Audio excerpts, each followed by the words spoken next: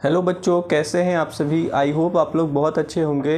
Last class में हमने chapter 3 तक पढ़ लिया था। इस वीडियो में हम चैप्टर 4 को पूरी तरह से कंप्लीट करेंगे और बहुत ही इजी लैंग्वेज में हम पढ़ेंगे। सो स्टार्ट करते हैं अपना चैप्टर कंबसन एंड फ्लेम से। बच्चों, कंबसन क्या होता है? कंबसन को हम सिंपल लैंग्वेज में बोलेंगे किसी चीज़ का बर्न होना, यानी ऐसी प्रोसेस जिसमें कोई चीज़ बर्न हो, कोई चीज़ जले, तो उसे हम बोलेंगे कंबसन। तो उस चैप्टर 4 हमारा है कंबसन एंड फ्लेम। तो ये चैप्टर है और इसके बारे में हम अच्छी तरह से समझेंगे कि इस चैप्टर में क्या क्या चीज़ें दी हुई हैं।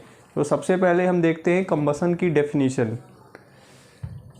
कंबसन की डेफिनीशन हम लोग देखते हैं, अ केमिकल प्रोसेस, एक ऐसी केमिकल प्रोसेस जिसमें a substance reacts with oxygen to give off heat is called combustion. यानी कंबसन एक ऐसी प्रोसेस है जिसमें कोई भी केमिकल सब्सटेंस ऑक्सीजन के साथ रिएक्ट करता है और वो बर्न होता है। इस प्रोसेस को हम बोलेंगे combustion. Chemical process in which a substance reacts with oxygen to give off heat is called combustion. यानी कि इस प्रोसेस में क्या होगा, हीट रिलीज होगी और ये किसकी प्रेजेंस में सब्सटेंस बर्न करेगा? ये बर्न करेगा ऑक्सीजन की प्रेजेंस में।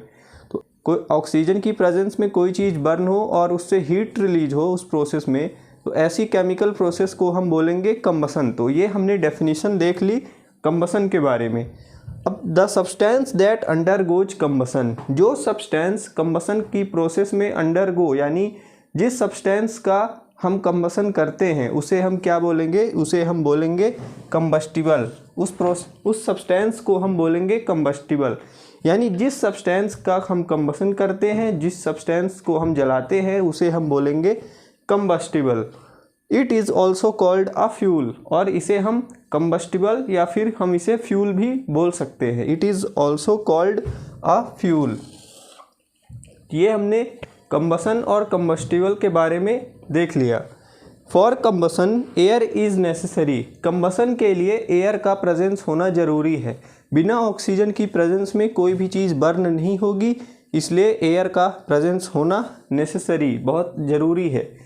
फ्यूल में भी सॉलिड, लिक्विड और गैस, और ये जो कंबस्टिबल है या जिसे हम फ्यूल भी बोलते हैं, ये सॉलिड, लिक्विड या फिर गैस भी हो सकता है। ये तीनों फॉर्म में प्रेजेंट हो सकता है। यानी कोई चीज़ हम सॉलिड है उसे भी हम कंबस्टिबल के फॉर्म में यूज कर सकते हैं, लिक्विड है या फिर गैस है, हम तरह की स्टेट में कोई चीज़ है हम उसे यूज कर सकते हैं। Sometimes light is also given of during combustion, कभी कभी लाइट भी क्या होती है? दिखती है। यानी रोशनी जो है हमें दिखती है, उजाला हमें दिखता है। किसकी फॉर्म में? आइदर एज फ्लेम और ग्लो, या तो हमें फ्लेम के रूप में दिखेगा, यानी कोई चीज़ अगर हमें रोशनी दिख रही है, लाइट दिख रही है कंबसन की प्रोसेस में, तो हमें वो फ्लेम के फॉर्म में दिखेगी, यानी लपटों के फॉर्म में, जैसे आग की लपटें होती हैं, फ्लेम्स होती हैं। और या फिर ग्लो, यानी या तो फिर वो ग्लो करेगी, हीट उसके साथ रिलीज़ होगी और वो बस चमकेगी, उसमें फ्लेम्स नहीं होंगी। तो हमें लाइट दो तरह से भी दिख सकती है इस प्रोसेस में। Example burning of charcoal and magnesium in air are example of combustible substances. यानी चारकोल का बर्न होना एंड मैग्नीशियम का एयर में बर्न होना। यदि हम मैग्नीशियम की स्ट्रिप को एयर की प्रेजेंस में बर्न करते हैं तो इस प्रोसेस में मैग्नीशियम जो है वो सॉलिड फॉर्म में, पाउडर फॉर्म में, मैग्नीशियम ऑक्साइड के फॉर्म में आ जाता है। तो मैग्नीशियम की जो स्ट्रिप है और चारकोल जो है, इसको हम एयर की प्रेजेंस में बर्न करते हैं। तो ये दोनों चीज़ें क्या हैं? ये कंबस्टिबल सब्सटेंसेस हैं। ये क्या बोलते हैं हम इसे? कंबस्टिबल सब्सटेंसेस भी इन्हें हम बोलते हैं। तो हमने एग्जांपल देख लिया, कंबसन की डेफिनेशन देख ली और हमने कंबस्टिबल के बारे में भी देख लिया। इसके बाद हम देखते हैं, हेडिंग है आपकी बुक में इग्निशन टेम्परेचर। ये इग्निशन टेम्परेचर क्या होता है इसके बारे में हम देखते हैं।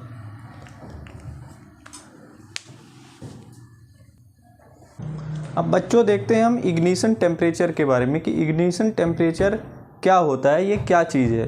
तो इग्निशन टेम्परेचर एक ऐसा टेम्परेचर है जिस पे सब्सटेंस जो है उसमें आग लग जाती है। यानी the lowest temperature at which a substance catches fire is called its ignition temperature. यानी वो टेम्परेचर जिसमें कोई भी चीज़ आग पकड़ सकती है।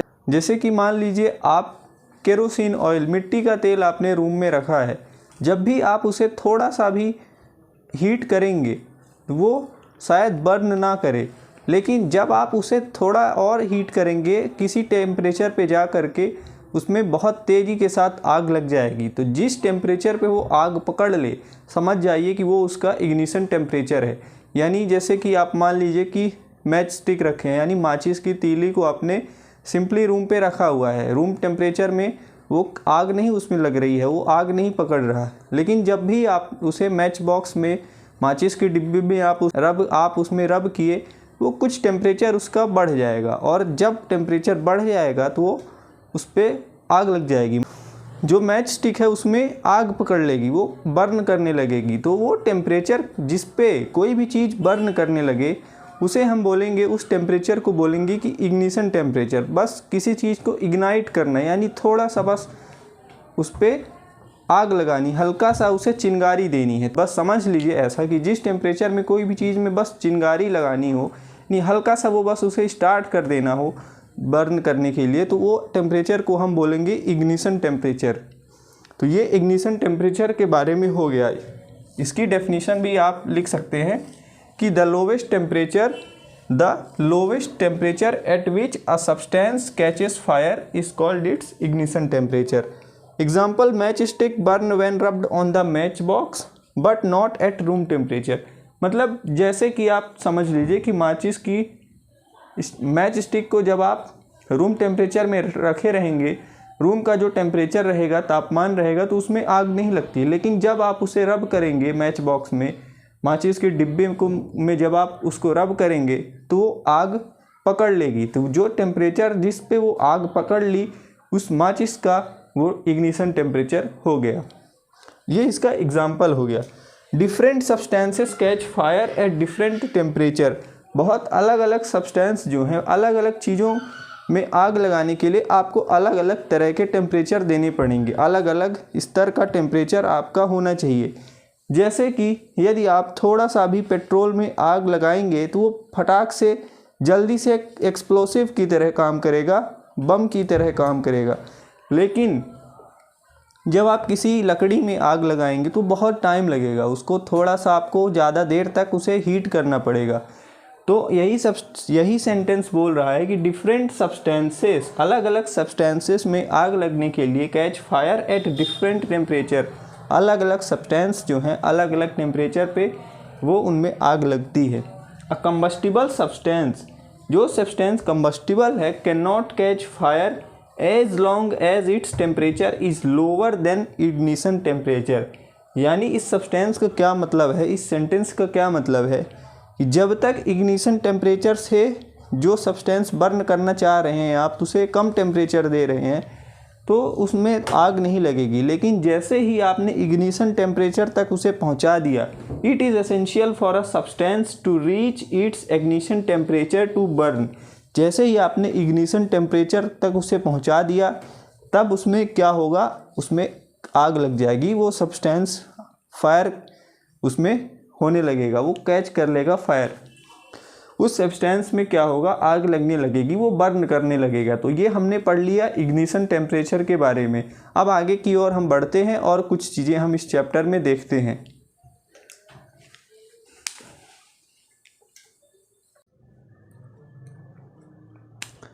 अब देखते हैं बच्चों, इनफ्लेमेबल सब्सटेंसेस किसे बोलते हैं। मतलब इनफ्लेमेबल, इसका क्या मतलब हुआ, ऐसी सब्सटेंस जिनमें बहुत ही कम टेम्परेचर में और बस थोड़ा सा ही टेम्परेचर में उनमें आग लग जाए, उसे हम बोलेंगे इनफ्लेमेबल सब्सटेंस। इनफ्लेमेबल का हिंदी में मतलब होता है ज्वलनशील। जैसे कि आपने देखा होगा पेट्रोल के जो टैंकर्स होते हैं, पेट्रोल के, डीजल के, उसमें लिखा होता है कि ये इनफ्लेमेबल सब्सटेंस है, हिंदी में लिखा रहता है ज्वलनशील पदार्थ।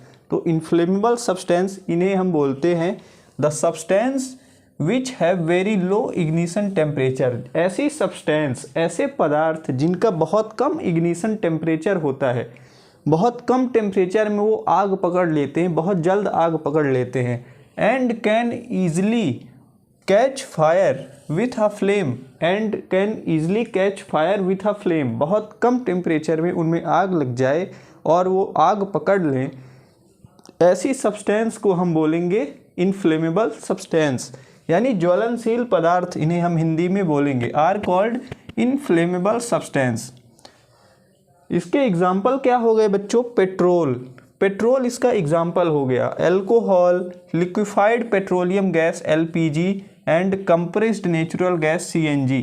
आपने देखा होगा CNG की गाड़ियों में जब भी लोग CNG भरवाते हैं, CNG गैस डलवाते हैं, तो उन्हें बोला जाता है कि आप गाड़ी से नीचे उतर जाइए। आप CNG जब डलवाते हैं तो गाड़ी से नीचे उतरने के लिए आपको पेट्रोल पंप वाले बोलते हैं। ऐसा क्यों? क्योंकि वो एक सेफ्टी प्रोटोकॉल है। अगर मान लीजिए बाई चांस CNG में आग लग जाए, क्योंकि ये हाईली इन्फ्लेमेबल है, तो जिससे कि आप गाड़ी से उतर जाएं और आप सेफ्टी के प्रोटोकॉल में आप थोड़ा सा सेफ हो पाएँ। इसलिए आप इस चीज़ को समझ सकते हैं इस तरह से भी कि इन्फ्लेमेबल सब्सटेंस में कितना कम टेम्परेचर में, लोवेस्ट टेम्परेचर में इनका आग लग जाना।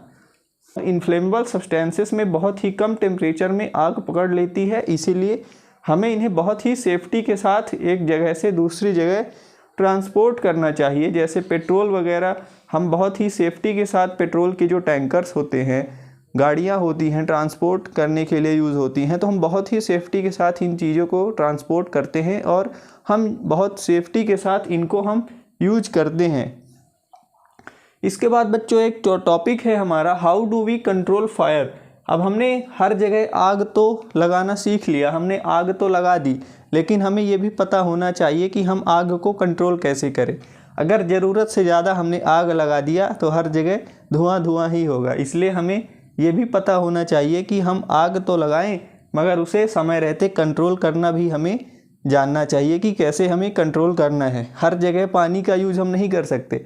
आगे मैं बताऊंगा आपको कि पानी कहाँ कहाँ यूज आप कर सकते हैं। हर जगह आप वाटर का यूज़ नहीं कर सकते आग बुझाने के लिए। तो वाटर का यूज़ कहाँ होता है और किस प्रकार होता है, इसके बारे में हम देखते हैं। How do we control fire में हम वाटर का देखते हैं कि वाटर से कैसे हम फायर को कंट्रोल कर सकते हैं। It cools the combustible material so that it's temperature is brought below it's ignition temperature. Water क्या करता है जब भी कहीं पर भी आग लगती है, तो पानी क्या करता है, जब भी आप उसको छिड़काव करेंगे, पानी को आप स्प्रे करेंगे वाटर पाइप्स के थ्रू, तो उसमें होगा क्या बच्चों कि पानी जो है वो टेम्परेचर को कम कर देगा, इग्निशन टेम्परेचर को से भी कम टेम्परेचर में उसे लाएगा। जैसे कि मान लीजिए किसी लकड़ी में आग लगी है, यदि आपने उस पर पानी का छिड़काव किया, पानी उस पर फेंका, तो वो लकड़ी का जो टेम्परेचर है, इग्निशन टेम्परेचर जिस पे वो बर्न कर रही थी, उससे भी कम टेम्परेचर में वो आ जाएगी और लकड़ी का टेम्परेचर घट जाएगा उस इग्निशन टेम्परेचर से, और आप जो हैं आग को कंट्रोल कर लेंगे, आग पे आप काबू प्राप्त कर लेंगे। तो ये काम वाटर करता है। This prevents the fire from spreading. और जब आप पानी का छिड़काव करेंगे, टेम्परेचर, इग्निशन टेम्परेचर कम हो जाएगा, तो इससे होगा क्या, आग जो है वो और जगह नहीं फैलेगी, स्प्रेड नहीं होगी। वाटर वेपर्स, जो पानी की वेपर्स हैं, भाप हैं पानी के, also surrounds the combustible material. वो चारों तरफ एक कंबस्टिबल मटेरियल यानी जो सब्सटेंस बर्न हो रहा था, जैसे मान लीजिए कोई कागज़ बर्न हो रहा था, किसी बुक में आग लग गई, अब आप उस पर पानी फेंकेंगे तो उसकी जो बौछार है, पानी की जो भाप है, वो उस बुक के चारों तरफ फैल जाएगी और एक तरह से क्या करेगी, वो उस टेम्परेचर को कम लाने का प्रयास करेगी, इग्निशन टेम्परेचर को कम लाएगी और उसको सराउंड कर लेगी, चारों तरफ से घेर लेगी। जिससे होगा क्या कि ऑक्सीजन की सप्लाई कम हो जाएगी, एयर की सप्लाई कम हो जाएगी, बंद हो जाएगी, helping the cutting of supply of air. और एयर की सप्लाई कट हो जाएगी, एयर जो उसे मिल रही थी बर्न करते समय वो नहीं मिलेगी, ऑक्सीजन नहीं मिलेगा उसे। तो होगा क्या कि वो आग जो है वो धीरे धीरे लगना कम हो जाएगी, वो धीरे धीरे आग जो है वो धीमी पड़ जाएगी और वो आग बुझ जाएगी। So the fire is extinguished. और इस तरह से फायर जो है वो एक्सटिंग्विश हो जाएगी यानी बुझ जाएगी। तो हमने वाटर के थ्रू देख लिया कि वाटर का हम यूज करके और कैसे फायर को कंट्रोल कर सकते हैं। अब इसके बाद हम फायर एक्सटिंग्विशर के बारे में देखते हैं कि उसका क्या काम है और वो कैसे काम करता है। बच्चों, आग लगाने के लिए 3 रिक्वायरमेंट्स हमारी होती हैं। आग को, फायर को प्रोड्यूस करने के लिए हमें कुछ रिक्वायरमेंट्स होती हैं। तो 3 तरह की बेसिक रिक्वायरमेंट्स होती हैं, उसके बारे में हम देखते हैं। सबसे पहले है तो फ्यूल, उसके बाद है एयर जिससे कि ऑक्सीजन की सप्लाई होगी, और लास्ट में हमारा हीट है। To raise the temperature of the fuel beyond its ignition temperature. जैसा कि आपने समझा होगा, वैसे भी आप अपनी लाइफ में देखेंगे तो तीन तरह की कंडीशंस चाहिए। पहला तो आग लगाने वाला पर्सन चाहिए, दूसरा व्यक्ति चाहिए जो आग में घी डालने का काम करे, और तीसरा वो पर्सन खुद जो आग लगना चाहता है, यानी उसके अंदर एक तरह से निगेटिविटी पहले से ही प्रेजेंट है। तो 3 चीज़ें हमें चाहिए। उसी तरह हमें अपनी साइंस में हमें समझाया है कि आग लगाने के लिए प्रोड्यूस फायर 3 तरह की रिक्वायरमेंट्स होती हैं। पहला है तो फ्यूल, कि हमें फ्यूल की ज़रूरत है, हमें बिना फ्यूल के आग जो है नहीं लगेगी। दूसरा है कि एयर, हमें ऑक्सीजन की प्रेजेंस चाहिए ताकि हमारी आग जो है अच्छी तरह से लगे। और तीसरा फायर को प्रोड्यूस करने के लिए हमें हीट की ज़रूरत है, ताकि टेम्परेचर जो है वो इग्निशन टेम्परेचर से भी ज़्यादा पार कर जाए और आग जो है वो लग सके। तो हमें तीनों रिक्वायरमेंट्स चाहिए, हमें फ्यूल भी चाहिए, हमें एयर भी चाहिए ताकि ऑक्सीजन की सप्लाई हो सके, और हीट भी चाहिए ताकि इग्निशन टेम्परेचर से ज़्यादा हम टेम्परेचर को रेज कर सकें, बढ़ा सकें और आग जो है लग पाए। Fire can be controlled by removing one of the requirements. आग को हम कंट्रोल कर सकते हैं, हम आग को अपनी काबू में ला सकते हैं। कंट्रोल्ड बाय रिमूविंग, यानी हम इन 3 में से रिक्वायरमेंट में से, इन 3 ज़रूरतों में से हम किसी एक को हम हटा दें तो हम फायर को कंट्रोल कर सकते हैं। The job of a fire extinguisher is to cut off the supply of air. जो फायर एक्सटिंग्विशर की जॉब है वो उसका काम क्या है? Is to cut off the supply of air, air की सप्लाई को कट करना, और to bring down the temperature of the fuel और बोथ। यानी फायर एक्सटिंग्विशर का काम क्या है? जो हम देखते हैं फायर एक्सटिंग्विशर जो रेड कलर के लगे रहते हैं, बिल्डिंग्स में दीवालों में टंगे रहते हैं, उसके अंदर CO2 होता है, कार्बन डाइऑक्साइड गैस। तो उनका काम क्या है? या तो वो ऑक्सीजन की सप्लाई को कट कर दें, एयर की सप्लाई को, या तो टेम्परेचर को वो कम कर सकें, टेम्परेचर जो फ्यूल का है उसे हम इग्निशन टेम्परेचर से भी कम ला सकें, या तो फिर दोनों, एयर की सप्लाई को कट कर सकें या तो टेम्परेचर को वो कम ला सकें, ब्रिंग डाउन द टेम्परेचर, या फिर बोथ, यानी दोनों भी वो कर सके तब तो और अच्छी बात होगी। तो अगर हम इन तीनों रिक्वायरमेंट में से किसी एक को भी हम हटा दें आग जहाँ पर लगी है, तो उससे हम अपनी आग को कंट्रोल कर सकते हैं, काबू में ला सकते हैं। Fuel can not be eliminated in most cases. ज़्यादातर केसेस में हम फ्यूल को एलिमिनेट नहीं कर सकते हैं, हम हटा नहीं सकते हैं। For example, a building catches fire, the whole building is the fuel. यहाँ पर NCERT बुक में समझाया है कि मान लीजिए किसी बिल्डिंग में आग लगी है, तो वो बिल्डिंग अपने आप में ही एक फ्यूल है। मान लीजिए वो बिल्डिंग में आग लगी है तो उस बिल्डिंग को आप हटा नहीं सकते। इसी एग्जाम्पल के थ्रू NCERT में बताया है कि हम ज़्यादातर केसेस में फ्यूल को हटा ही नहीं सकते हैं, हम उसे एक जगह से दूसरी जगह हटा नहीं सकते, एक ट्रांसपोर्ट नहीं कर सकते, या फिर हम उसे शिफ्ट नहीं कर सकते in most of the cases. जैसे कि अगर पेट्रोल के टैंकर में आग लगी है, यदि पेट्रोल पंप पर मान लीजिए कहीं पर आग लगी है, तो हम पेट्रोल पंप को तो हटा नहीं सकते, या जिस चीज़ में आग लगी है, पेट्रोल में आग लगी है, हम उसे तो हटा नहीं सकते क्योंकि वो अपने आप में एक फ्यूल है। लेकिन हम उस पर अगर हम सैंड का छिड़काव करें, हम उस पर रेत डालें, सैंड डालेंगे या CO2 हम यूज करेंगे, कार्बन डाइऑक्साइड, उससे होगा क्या? वो ब्लैंकेट की तरह काम करेगी CO2 और उसको कवर कर लेगी, और हम उस आग पे काबू पा लेंगे।